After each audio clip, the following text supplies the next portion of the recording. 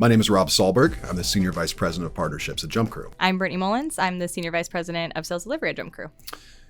I think today, Brittany, we're going to talk a little bit about sales rep ramp and training. I think that the way we do it at JumpCrew is not unusual, but I think it is often not discussed. So I think your position on the delivery side is going to be really helpful as we sort of unpack, like, what do you see, like what works for you and what works just out there.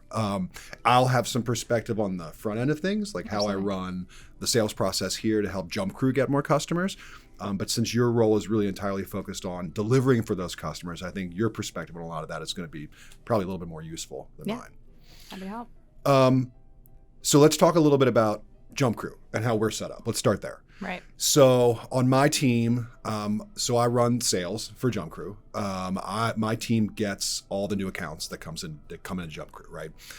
How I have my group structured is we have a couple BDRs who are doing a lot of outbound and then qualifying inbound leads, and then we have some AEs who then take those opportunities, those meetings, and create opportunities. And then at some point I get involved and I help sell too. How do you do things on your side? Yeah, so obviously once your team closes the deal, they'll come over to us. We have a robust onboarding process, usually about 4 weeks. Then we will have a VP, a director, a sales manager, and of course a team. And then we have anywhere from, to your point, it's pretty standard. We have, BDRs, account executives, CSM, depending on what the client is looking for at the end of the day for their return on investment. Got it. And then tell me about the process during onboarding for you to go find reps. Give me a sense of what that's like. Yeah, absolutely. So we have a 4-week onboarding process typically because we have a strategy around making sure that we do identify the right reps, right? So sometimes we have some really great internals that we can, put on the project. Sometimes we're needing to find specific, expectations or skill sets. And within that time frame, we're gathering all the information we need from that client, right? So it's kind of an internal training before the reps even get their proper product or service training. And we're uncovering everything that we need to ensure that the client is going to see success. So everything from conversion rates, any historical data, what is their current product, what are they doing, what's their TAM, what does the data process look like, what kind of CRM are we going to use? So really kind of sussing out the strategy so that when we go live at that 4-week mark, we're set up and ready for success. That's great. When you're looking for talent, when you're looking for new salespeople, do you give consideration to things like industry, complexity of sales? Like, what are the things you're really looking for in order to determine who the right rep is going to be? Yeah, great question. So we are definitely very connected to our talent acquisition team. So we will provide, like, obviously your team does a great job at providing us somewhat of an idea of what the client is looking for on the front end. And so we have this early opportunity to find the right talent. Then we'll look for a couple of things. Obviously, specific competencies, skill set. Sometimes it's a specific experience. For example, if it's auto, we want to make sure that we find somebody who has some experience in that space. Sometimes it will be, hey, we want somebody fresh out of college because we want somebody we can really mold. And as long as they're coachable and gritty and ready to take on maybe this new startup account that doesn't need that level of experience, that's great. Sometimes we need to go to 1, 2, 3 years of experience. So it really is tailored to what our client is looking for. So I want to talk a little bit about ramp. Ramp is like a thing, right? No sales rep has ever gone to any company and not needed some room to like figure things out. And you and I both know that depending on the complexity of the sale and the sales cycle, you're going to need a different profile considering those data points. Yes. I know on my team, on the partnerships team, we're looking at about a 90-day ramp, a 3-month ramp, which I think is fair to come in and figure out who is JumpCrew and what do we do, and then to sort of get the marbles out of your mouth and begin to have good quality conversations. My general thought is that if at the end of the 90-day period, if it's not feeling like a good fit, like maybe it's not. How do you feel? Yes, absolutely. So to your point, we have the first 90 days is the most important for both our client and of course our reps. we want to make sure that they're getting extra development, continued education. Obviously, we have a really robust onboarding, week 1 training, week 2, week 3. So we want to make sure that the rep is set up for success, but we want to identify early, right? So we're, really ensuring that we have the right rep on the right account, and we want to make sure that our client is very involved in that process to a certain extent. We want to ensure that there is trust, that we know what we're looking for and that we have the right rep in mind. But yeah, we have ramping goals, and we make sure that they're set up for success to make sure that, we can reach those goals. So one one area where I think we will probably have differing opinions, so I'm excited to sort of unpack it a little bit, is I'm selling one product. I have the benefit of selling one product. I sell JumpCrew. Yep. You are supporting lots of different customers and tons of different verticals, wildly different. Yeah. Everything's sort of an anomaly, yeah. right? My philosophy on ramp is that I need the reps to sort of come to me and meet me where I am, because Right. I've got a process. I know exactly what I'm selling. Yeah. I know exactly how I need that done. Yeah. I'm less flexible on catering my process to different learning styles and profiles and personalities. I sort of need things done my way, Right. one way, and that's non-negotiable. Yep. How is it different for you? Very different. Yeah. And that's why we're pretty strategic with, for example, we have, again, VPs, directors, sales managers. We're very strategic on which VP is this going to go to? What level of expertise do they have in that specific vertical, right? Then on the flip side, which director is going to support that manager? Which manager has a good understanding of this? And then also, a client in one vertical, a certain sales manager is going to be able to crush it, where they might need a little bit more time to get familiar. So we want to make sure that the right leadership is in place. But it is very catered to, we are catering to the rep based on that specific vertical. And especially within those 90 days, we want to make sure that we're kind of meeting them where they are and then identifying the gaps and coaching them to that. So very different. I'm sorry about that.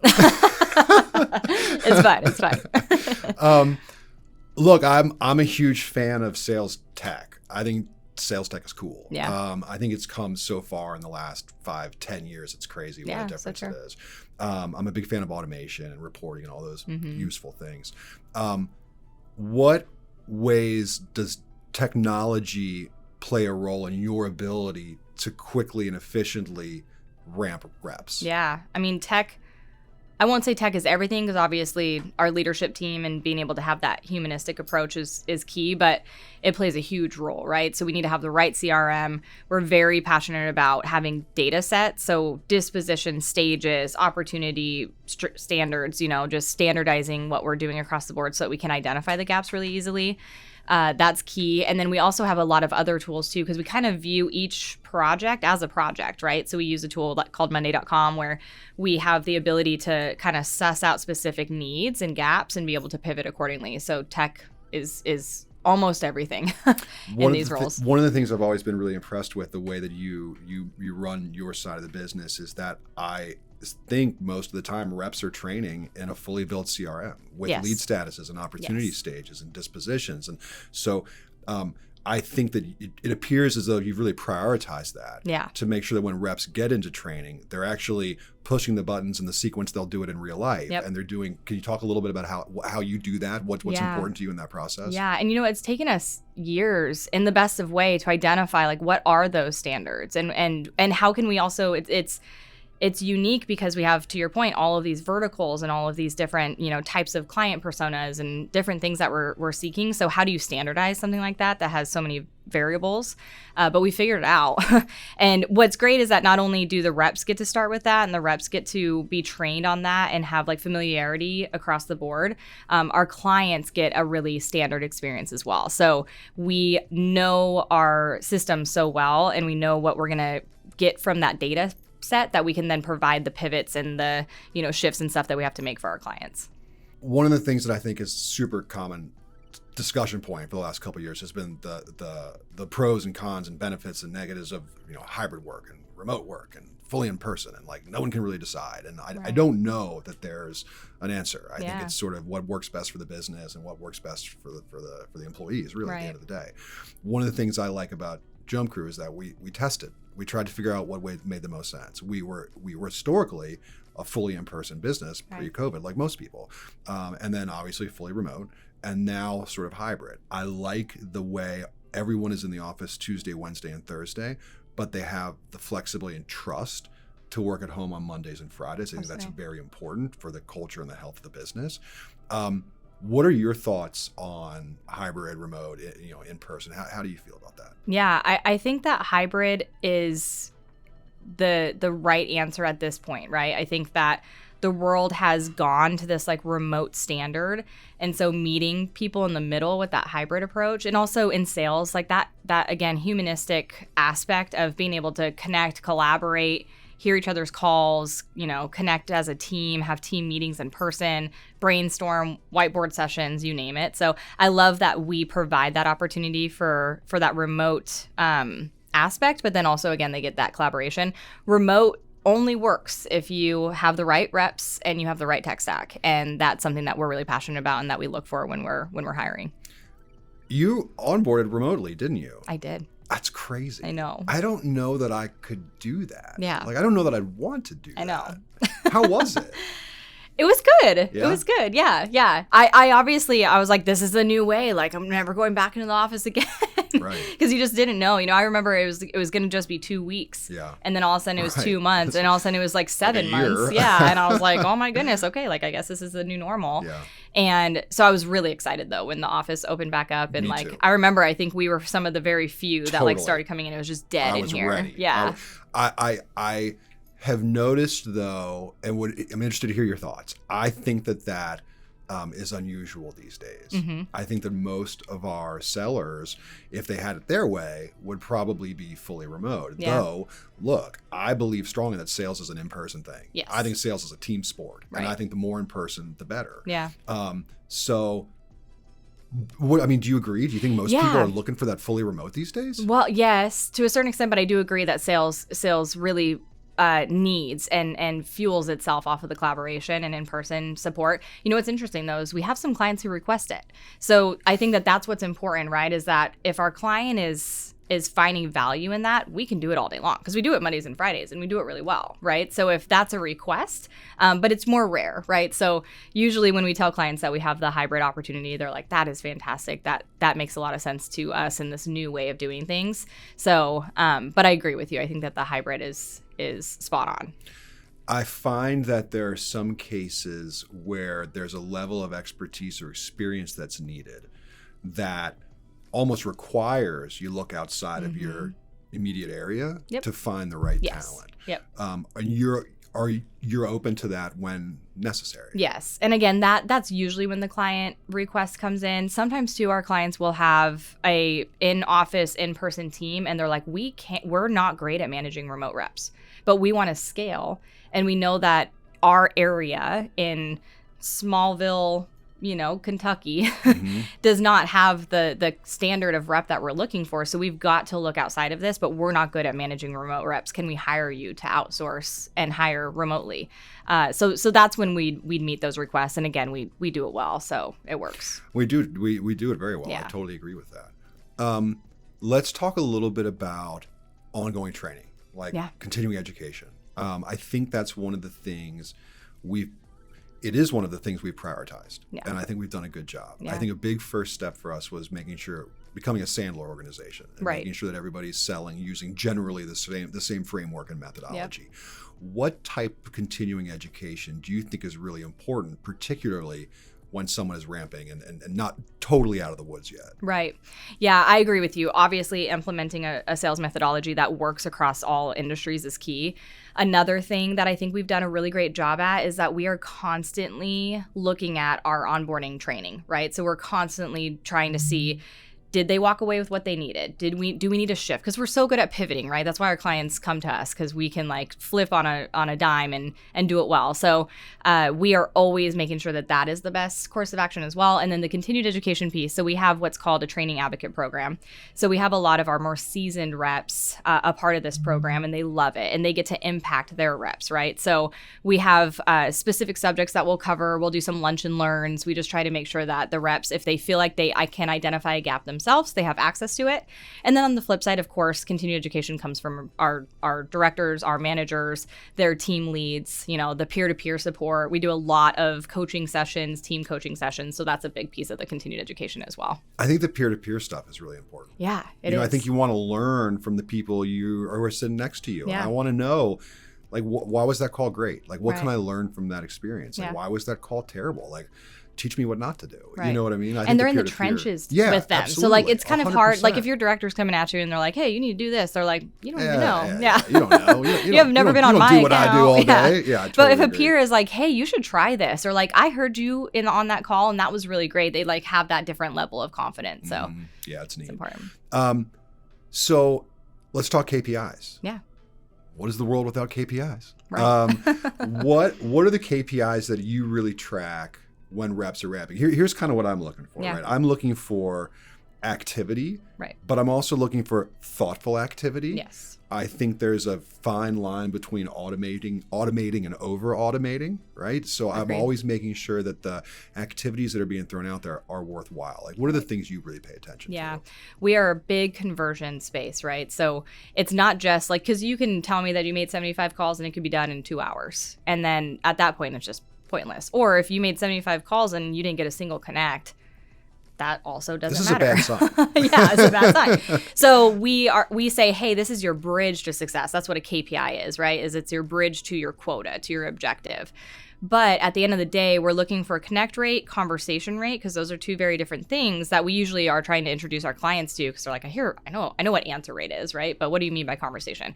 Well, there's something to be said about the phone being picked up, but then being able to pitch, and then all of our dispositions tell us, based on that conversation, to appointment set rate is another important conversion we look at. How often are you winning that conversation? Because again, if you're having all of these great conversations, but you're not setting any appointments, for example, for a BDR or even an AE, that's a pointless conversation. So then we can go to those conversations, listen to those conversations, and provide feedback. So really connect rate, conversation rate, and appointment set rate in the beginning, like in the top of funnel for our KPIs is definitely what we focus on.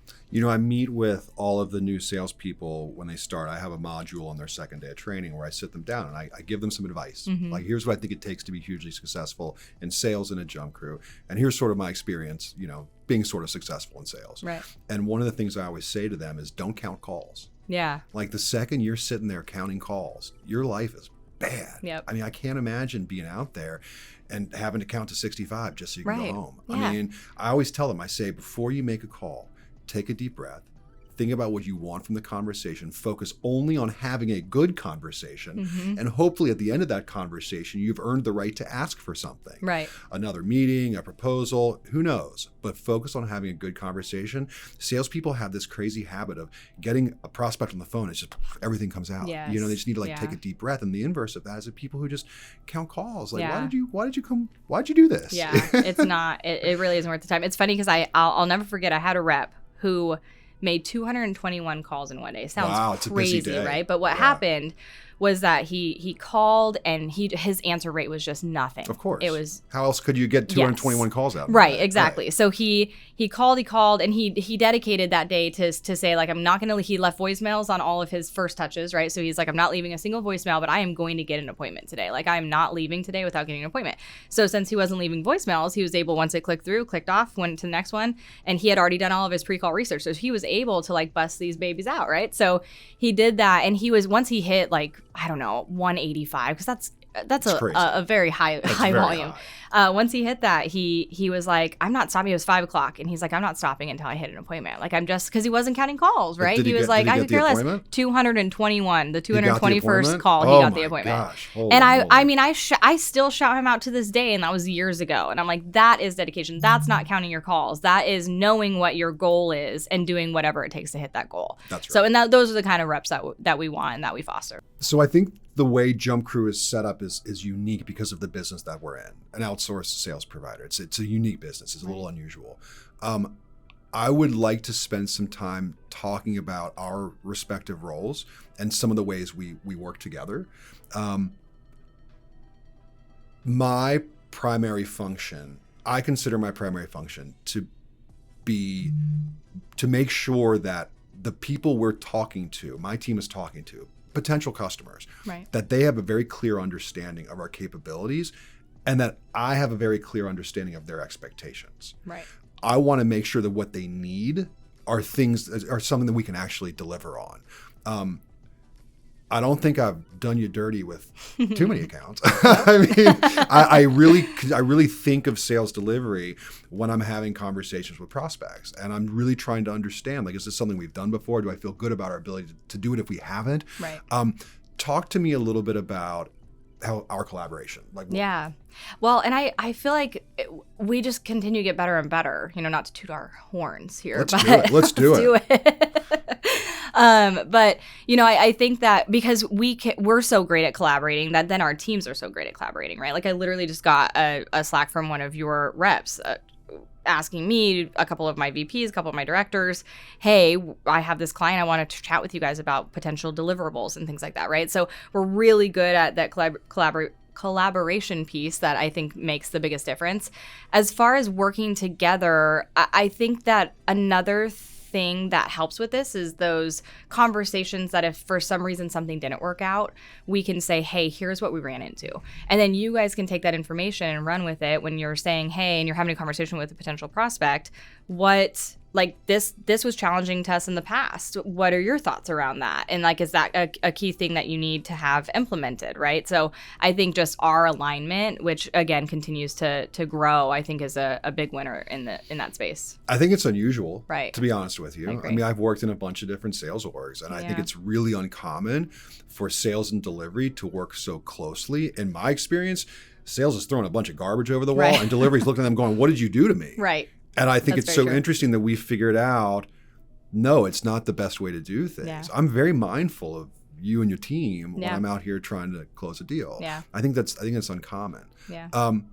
So in that way, I think we're very similar in that we really are rowing in the same direction. Right. I'm not here to send anybody on a suicide mission. Right. And knowing that that's your intention, we know that on our side, right? So when we get an account, we're gung-ho. We know, we're set up for success. We just have to deliver. And then again, through our onboarding process, I feel like we really have that locked in where we get all the information that we need. So we are set up to deliver. So I think, I agree. I think that it's more rare. So let's talk about the differences. Yeah. So I'm a sales guy. Yep. I spend most of my day on the phone with prospects, people who may potentially work with JumpCrew.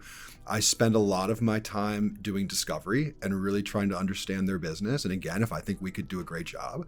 And then I'm often a part of, I like to join kickoff calls. I think that's an important handoff. I mean, they want to see me. I don't want to abandon anybody. I want to be a part of it.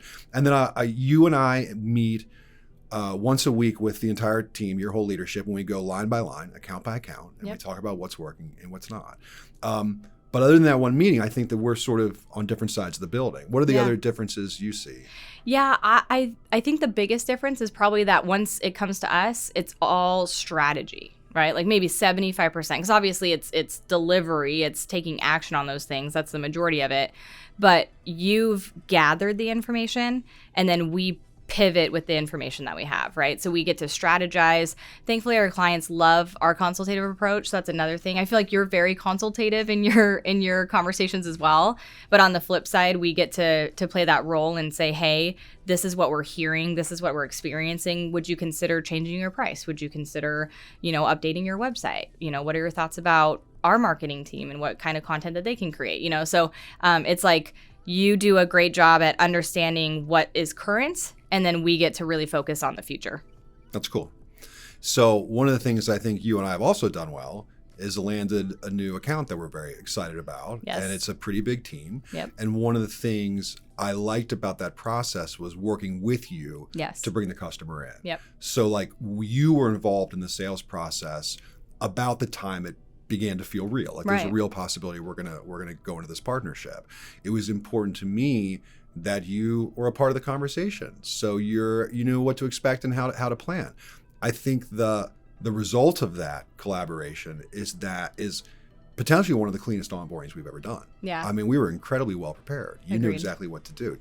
Talk to me a little bit about that. Yeah, I think another thing that it let us do, because I think it's easy in the partnership, like the sales side of it, to work with finance, create models, do things like that. And then it comes to us and we're like, we might need to actually go a different direction because of, what the return on investment's going to look like, right? Or things like that where we might have to shift and maybe we shift too late. So that's what I loved about, this being a new way of how we do things, is because we got to, like, for example, we decided that we needed to do a complete shift in how many account executives and BDRs we needed based off of what that return is going to look like. So, I think that it's a great strategy and definitely something that we should continue to do. I talked about our weekly meeting not too long ago. We sit down with your VPs and your directors and we look through all the accounts. Yep. Then we have that bi-weekly meeting with our CEO, where we go through it with the managers now, and we go line by line, red light, green light, yellow light, what's working and what's not. I like that sort of mind share, right? You are a Monday.com fanatic. I am. And I'm super impressed with how you stay organized and use that tool. In what other ways do our teams collaborate? That is a great question. I think, honestly, just organically every day. So obviously both of my VPs have what they're called pods, and they do cross-pod collaboration, similar industries. So one of our sales managers might have multiple auto accounts and then another sales manager might. So they're going to communicate. We might have a couple on ad sales over here and on ad sales over here.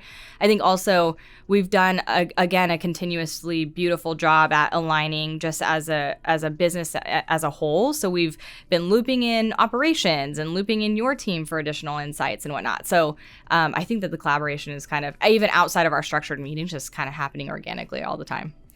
Of the things I think we do super well at JumpCrew, I think one of those things is innovating. And we're always changing and trying to figure out how we can do more, better, faster, differently, et cetera. Yeah. On my side of the business with partnerships, we have a deep focus this year on verticals. And I'm verticalizing the sellers, and I want to really go hard into some verticals where we have a lot of success. And I have built an outbound strategy and some material and case studies, all that important stuff, to help us do that. With that said, what are the things that you will do knowing that that's part of my strategy this year? Yeah. So we'll definitely focus on our historicals, right? On those specific verticals. We have a ton of historicals on all verticals. So that is very helpful. We will adjust our training, right? So we need to have vertical specific training, which will actually be very helpful, as opposed to kind of high level and then diving deep once the rep is ramped. Also, tech stack, data strategies, all of that would be updated with that. And so just collaborating with our operations team and making sure that we have the right tech stack to support that strategy. Will you consider vertical specific training? We've got a big footprint in automotive. Yep. I think we've done that very well, but there are other industries that are sort of starting to take shape here. Yeah. How do you consider training in a vertical specific environment? Yeah, I think it's a combination of things. Again, I think if we have done it before, we'll use some of our historical data, what's worked really well, what previous trainings have we put into place. I think there's always an opportunity too to just do research, right? Like what is happening in those spaces? What kind of things should we be focused on in sales? How is sales evolving? So adding that into those trainings, I think would be important. If you could give a sales leader, a delivery leader, someone like us, advice or guidance around optimizing sales reps and training, what would it be? What would your thoughts be? I would say that it really I think it comes down to staying relevant. I think it's easy to do what you have always done because it's worked for you in the past, but things are always changing, even through COVID, right? Like that's a perfect example of the new normal. Like we'll never go back to how we were. And so we had to make major shifts and we had to do it really well or else things would have fallen through the cracks. So making sure that we stay relevant with what those, shifts look like, whether it be high level, industry specific, et cetera, and making sure that we don't get stuck in our ways. I think that that's a really important piece of advice. I think a big sort of breakthrough for us, for me and you, was just sitting down and going, look, Like, we're moving in the same direction here. Like, there's no reason we shouldn't be attached to the hip as we sort of work on this stuff. Right. My advice to people in a similar space as ours would be to prioritize that. Yes, I mean, I absolutely. think you've got to sit down with your colleagues, your peers, you know, your counterparts, and have a discussion about this. Right. I mean, we're here to support each other, and if it doesn't work well, it's probably not going to work at all. Exactly. I want to thank you for your time today. I really appreciate it. It's always good to get your perspective. You know, we work really closely, but we do very different things. So I appreciate you sharing those thoughts. I want to invite people to learn more about JumpCrew on our website at jumpcrew.com. I think we do a good job on LinkedIn of talking about some things we're working on and things that we think we're really good at. Agreed. And at the end of the day, I'd love to talk to people who have an interest in what we're doing and think we might be good fits for their business. So I really appreciate your time. Yeah, thank you, Rob.